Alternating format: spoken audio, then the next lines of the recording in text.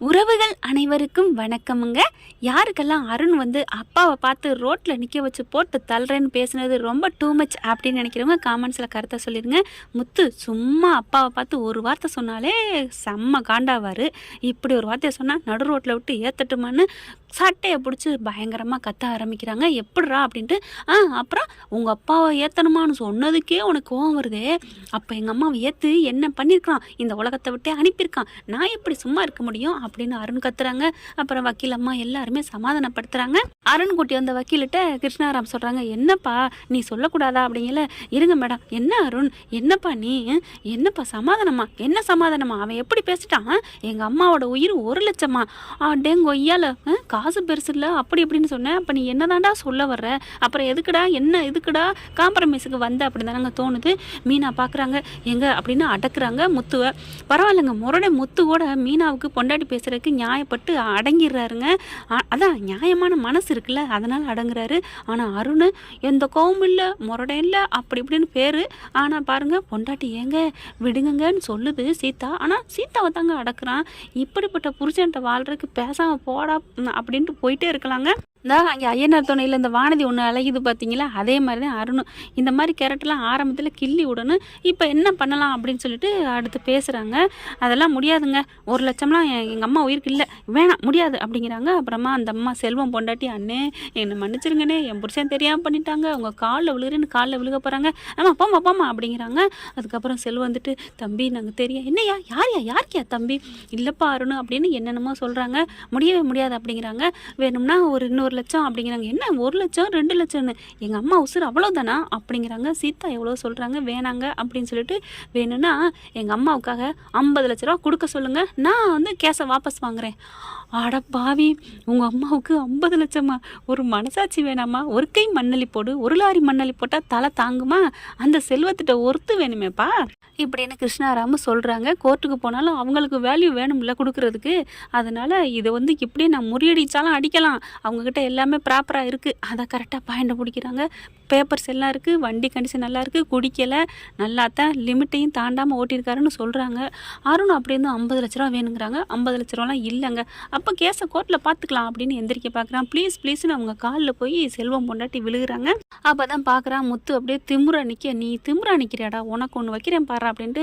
சரிங்க மேடம், எனக்கு 5 பைசா காசு வேணாம், எதுவும் வேணாம், நான் கேஸை வாபஸ் வாங்குறேன் அப்படின்னு சீதா மீனா எல்லாரும் ரொம்ப சந்தோஷப்பட்டு, ரொம்ப நன்றினே அப்படின்னு இந்த அம்மா போயிட்டு காலில் விழுகுது. செல்வம் பொண்டாட்டி, காலில் நீங்களாம் விழுக வேணாம் அப்படின்னு சொல்லிட்டு, ஆனால் விழுக வேண்டிய ஆள் வேறு, அப்படி விழுந்தா நான் வாபஸ் வாங்குறேன், மன்னிச்சுக்கிறேன் அப்படின்னு சொல்ல, செல்வம் உடனே நான் மன்னிப்பு கேட்கணுமா அப்படின்னு சொல்கிறாங்களா. நான் ஓ மன்னிப்பில் யாருக்கியா தேவை அப்படிங்கிற மீனாவுக்கு புரிஞ்சு போகுது. ஆஹா, நம்ம புருஷன்ட்ட தான் வந்து ஆப்பு கொக்கி வைக்கிறேன் அப்படின்ட்டு. அதுக்கப்புறம் முத்து வந்து என் காலில் விழுகணும், விழுந்து மன்னிச்சிரு, நான் இது வரைக்கும் உங்ககிட்ட தப்பாக நடந்துக்கிட்டேன், இனிமேல் நான் உன் பக்கத்தே வரமாட்டேன், என்னை மன்னிச்சிருங்க சார், அருண் சார் அப்படின்னு என் காலை பிடிச்சி சாஷ்டாங்கமாக விழுந்து மன்னிப்பு கேட்டால் நான் வந்து ஒரு வேளை மன்னிக்கிறேன். அதுவும் என் கண்ணு முன்னாடி இப்போவே நடக்கணும், இப்போவே இங்கே எப்படியே விழுகணும், எல்லோரும் முன்னாடி உங்கள் ஸ்டாஃப்ஸ் யாராவது இருக்காங்களா எல்லாரையும் நிற்க வச்சு மன்னிப்பு கேட்கணும், ஆளுகளை கூட்டியாந்து வச்சு 10 பேருக்கு மத்தியில் கேட்கணும் அப்படி இப்படிங்கிறாங்களா. உடனே முத்து பார்க்குறாங்க, செல்வம் பார்க்குறாங்க.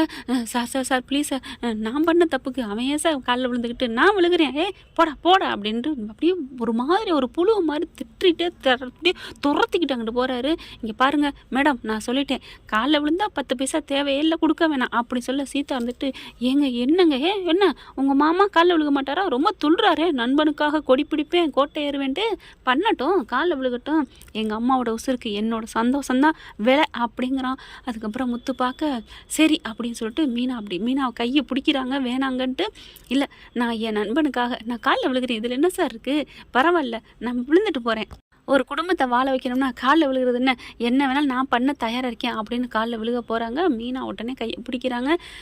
என்ன நினச்சிட்ருக்கீங்க, எனக்கு உங்களை விட உங்கள் தன்மானம் எனக்கு முக்கியம், தப்பே பண்ணாமல் நீங்கள் எங்கள் காலில் விழுகணும், இதுவே அது ஒரு நல்ல காரியம் பண்ணி நல்ல எண்ணத்துக்கான நீங்கள் இவன் காலில் என்ன, இவனோட சின்ன வயசு காலில் கூட நீங்கள் விழுகலாம், நான் ஏற்றுக்கிறேன், ஆனால் இதுக்கு முடியவே முடியாது அப்படிங்கல அருண் பார்க்குறாங்க. மேடம், நான் காம்ப்ரமைஸுக்கு வந்துட்டேன், அவங்க வீட்டில் மாட்டேன்னு சொன்னால் ஒன்றும் பண்ண முடியாது அப்படின்னு அருண் சொன்னோன்னே மீனாவுக்கு செம்மகம் வருது.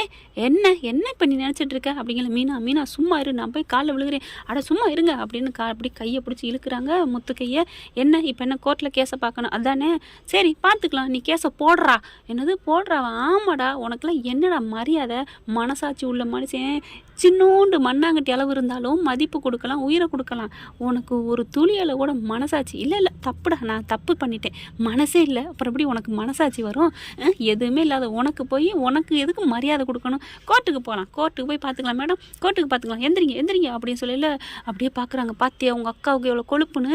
ஆமாம், நீங்கள் பேசின பேச்சுக்கு என்ன பண்ண முடியும் அப்படின்ட்டு அக்கா அப்படிங்கிறது. வேணா சீதா, நீ உன் புருஷன் வாழ்க்கை நீ நல்லபடியாக வாழு, நீ எப்போவோ பேசணும்னு நினச்சா பேசிக்க, நம்மளோட பிறந்த பிறப்புக்காண்டி இல்லையா, அதோட விட்டுரு, உனக்கு எனக்கு அவ்வளோதான், பாலம் விழுந்துருச்சு.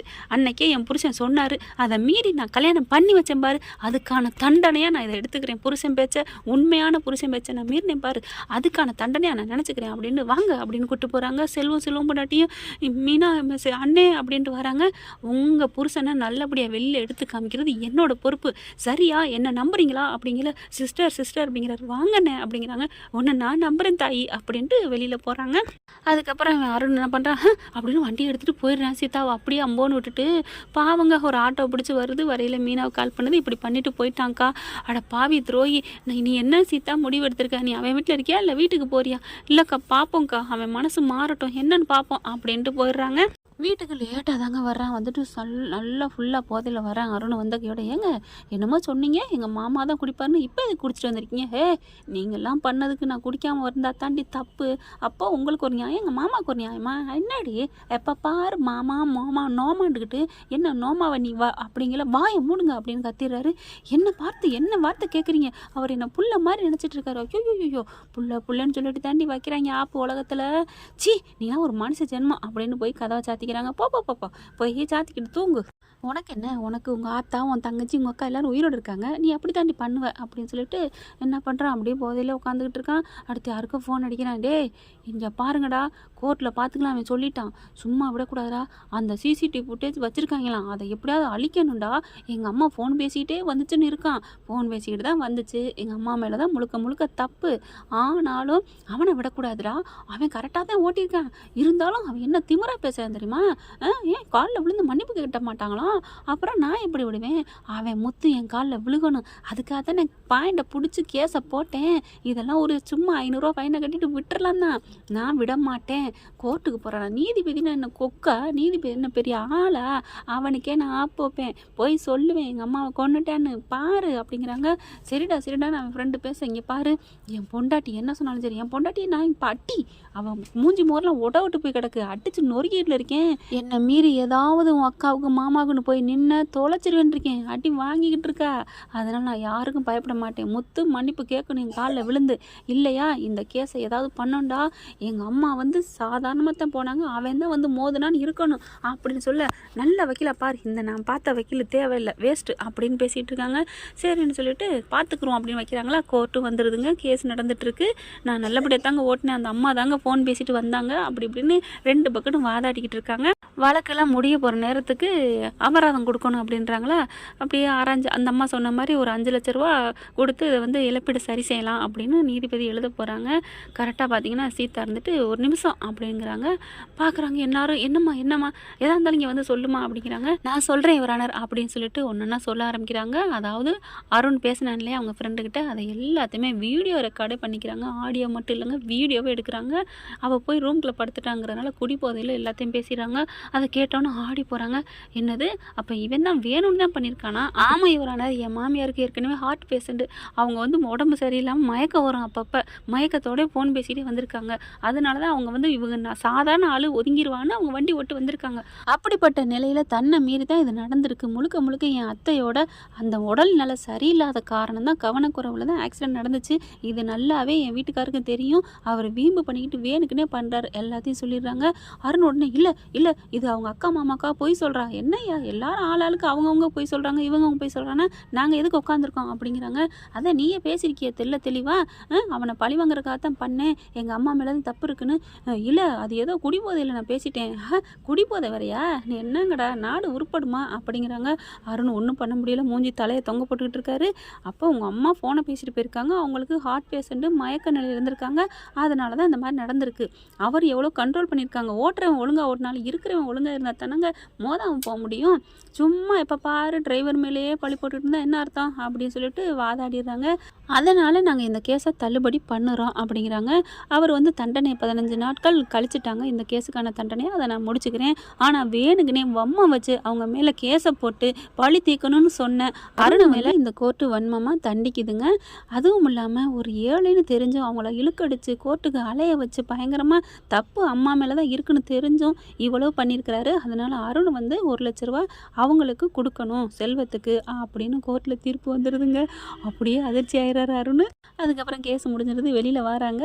தேவையாப்பா உனக்கு அப்படின்னு கிருஷ்ணாராம் சொல்கிறாங்க. அருண் அப்படியே முறைக்கிறாரு, அப்படியே முத்து பார்க்குறாரு. சொன்னால் கேட்கணும் மேடம், என்ன பண்ணுறது, என்ன செல்வம் போதுமா, இப்போ உனக்கு 1 லட்சம் வரப்போகுது அப்படிங்கிறாரு முத்து. செல்வம் பொண்டாட்டி அண்ணே அப்படின்னு காலில் விழுகிறாங்க. அதெல்லாம் விடுமா, ஒன்றும் பிரச்சனை இல்லை, நல்லவங்களுக்கு எப்போவுமே காலமும் சரி தெய்வமும் சரி கை கொடுக்குமா, நீ கவலைப்படாத அப்படிங்கிறாங்க. அப்படியே அருணும் முத்தும் நேருக்கு நேரம் முறைக்கிறாங்க. இப்போ வேணா நீ தப்பிச்சிருக்கலாம்டா, நீ கண்டிப்பாக என் காலில் விழுவடா, அந்த காலம் கண்டிப்பாக வரும், பார்க்கலாம்டா, என்றைக்குமே என் புருஷன் உன் காலில் விழுக மாட்டான்டா அப்படின்னு மீனா சபதம் எடுக்கிறாங்க. ஓகே ஃப்ரெண்ட், பார்க்கலாம், இப்படி தான் போகலாம். தேங்க்யூ. இந்த வீடியோ உங்களுக்கு பிடிச்சிருந்தா தயவு செய்து லைக் பண்ணுங்க. இன்னும் அப்டேட்ஸ்க்காக சேனலை சப்ஸ்கிரைப் பண்ண மறக்காதீங்க. நம்ம கிட்ட இருக்க எல்லா சேனல்ஸோட லேட்டஸ்ட் வீடியோ அப்டேட்ஸ்க்காக மேல ரைட் சைடுல காட்டுற லிங்கை கிளிக் பண்ணி வாட்ஸ்அப் குரூப்ல ஜாயின் பண்ணுங்க. உங்களிடம் விடைபெறுவது நான் உங்கள் மெஹர்.